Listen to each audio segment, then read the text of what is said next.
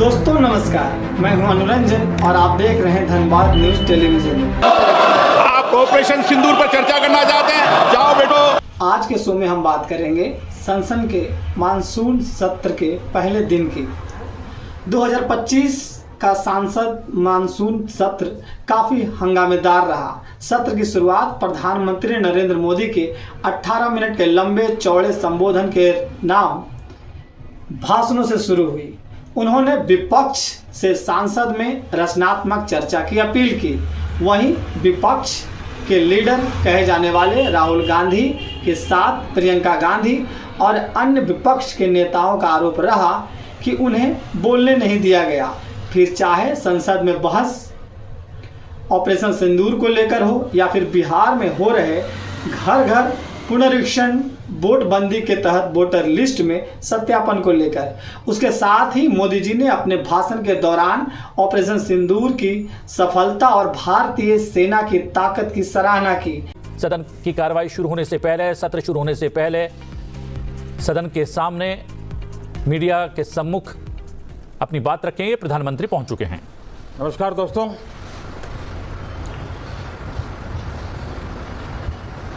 Monsoon सत्र में आप सभी मीडिया जगत के लोगों का स्वागत है। साथियों, मानसून नवीनता और नव सर्जन का प्रतीक है और अब तक जो खबरें मिली हैं, देश में मौसम बहुत ही अच्छे ढंग से आगे बढ़ रहा है। कृषि को लाभदायक मौसम की खबरें हैं और बारिश किसानों की अर्थव्यवस्था, देश की अर्थव्यवस्था, ग्रामीण अर्थव्यवस्था और इतना ही नहीं, हर परिवार की अर्थव्यवस्था में एक बहुत महत्वपूर्ण होता है।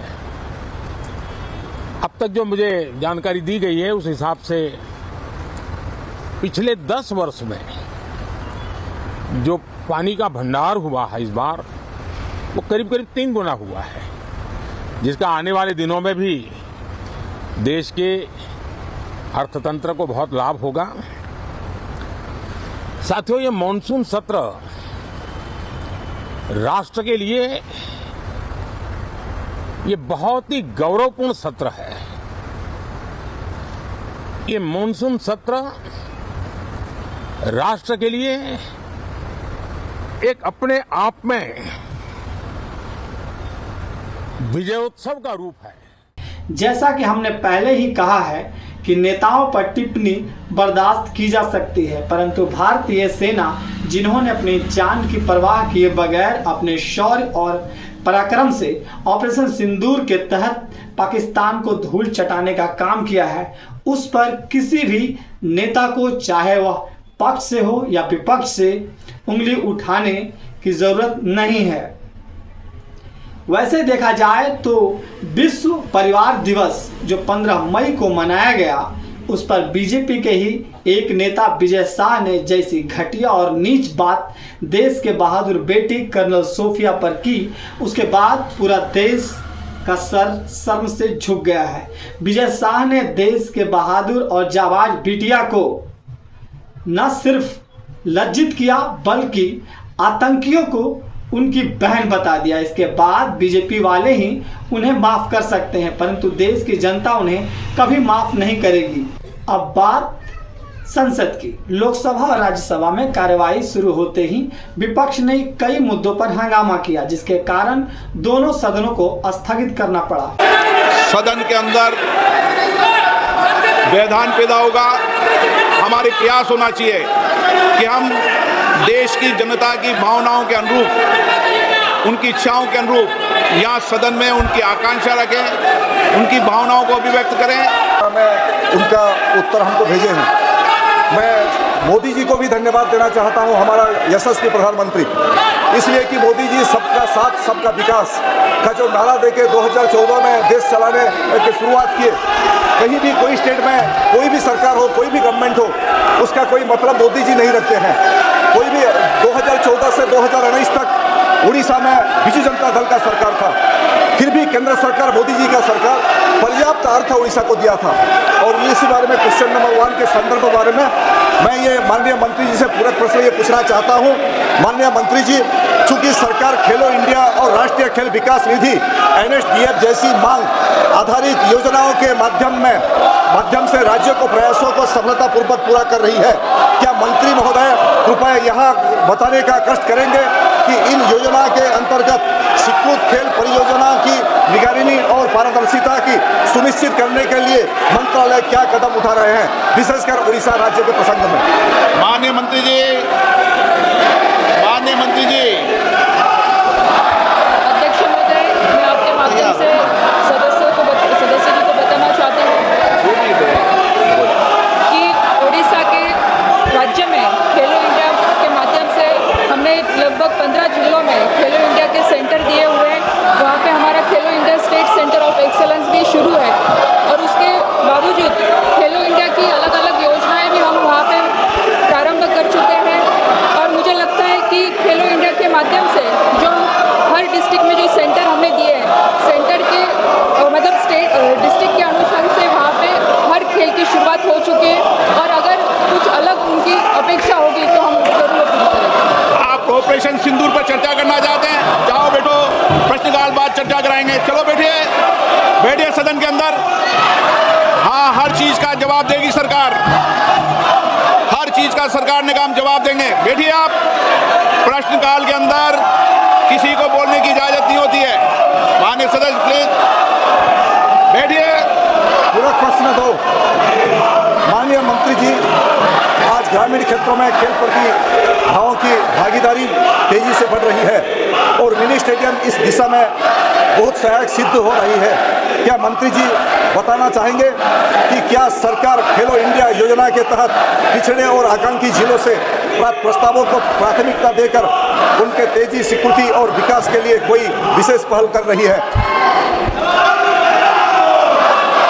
मैं माननीय सदस्य जी को बताना चाहूँगी कि जो मिनी स्टेडियम के बारे में उन्होंने यहाँ पे पूछा है वो राज्य सरकार का विषय और जो छोटे स्टेडियम है वो राज्य सरकार के माध्यम से पूरे किए जाते हैं।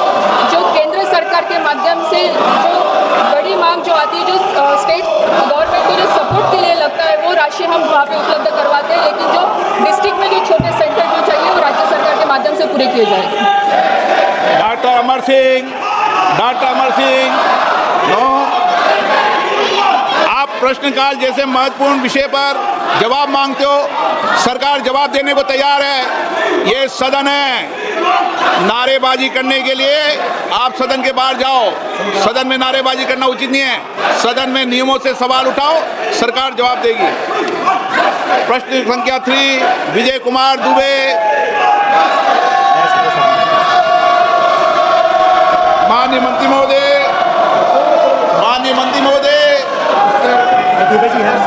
मंत्री जी उत्तर सदन के पटल पे रखा है। माननीय सदस्य।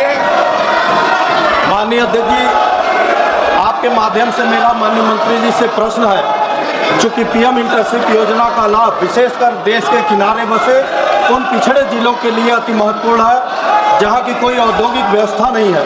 असहाय परिवार के युवा यदि कठिन परिस्थितियों में हाई स्कूल इंटर कर लिए तो भी उनको मजबूरीवश मजदूरी करना पड़ता है।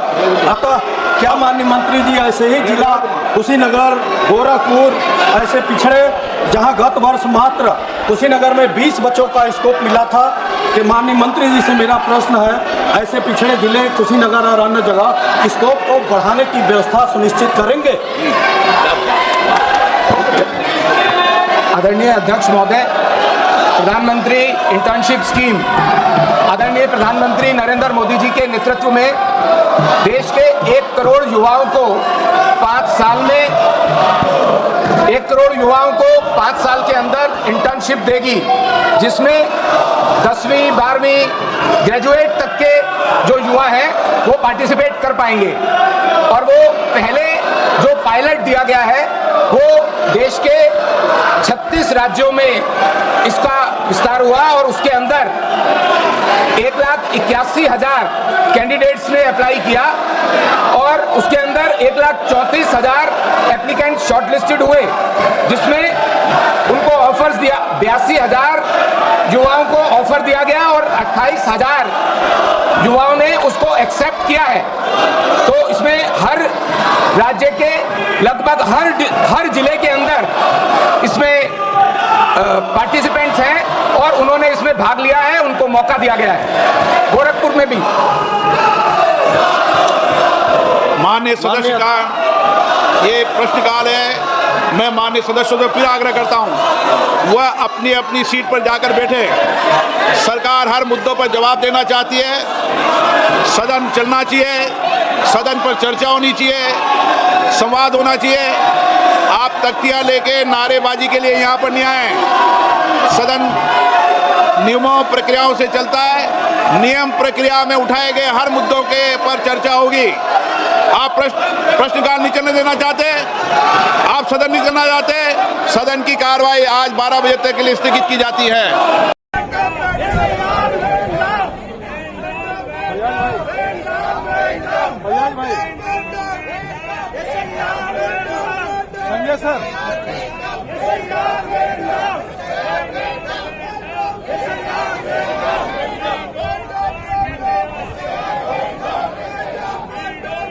लोकसभा में विपक्षी सांसदों ने पहलगाम आतंकी हमला, ऑपरेशन सिंदूर, बिहार में मतदाता सूची के विशेष गहन समीक्षा, SIR और अमेरिकी राष्ट्रपति डोनाल्ड ट्रंप के भारत पाकिस्तान युद्ध विराम दावों जैसे मुद्दों पर चर्चा की मांग की। किसी के डेथ के ऊपर, किसी की मातम के ऊपर आप जश्न कैसे मना सकते हो? और जब हम जवाब मांग रहे हैं ऑपरेशन सिंदूर के बारे में चर्चा होनी चाहिए, और जो प्लेन्स गिराए गए हैं उसके बारे में चर्चा होनी चाहिए। जब CDS जाके बोलते हैं कि प्लेन्स गिराए गए लेकिन आप रिकॉर्ड पे कुछ नहीं लाते हो, जब ट्रंप ट्वीट करके कहते हैं कि सीज फायर है, ये सबसे बड़ी डिमोरलाइजिंग चीज है अपनी सेना के लिए कि कोई तीसरी पार्टी कहती है कि आप लोग सीज फायर, क्योंकि इंडिया टेररिस्ट से डरती है। अभी तक जो 4 टेररिस्ट है वो फरार है। तो ये फेलियर है इंडियन गवर्नमेंट का। मैं सेना की बात नहीं कर रही हूँ, इंडियन गवर्नमेंट का फेलियर है। इंडियन गवर्नमेंट ने हमारे देश को, मोदी सरकार ने हमारे देश को सबसे वीकेस्ट पॉइंट पे ला रखा है, जब क्योंकि अमेरिका ने हमको कहा है कि क्या करना है।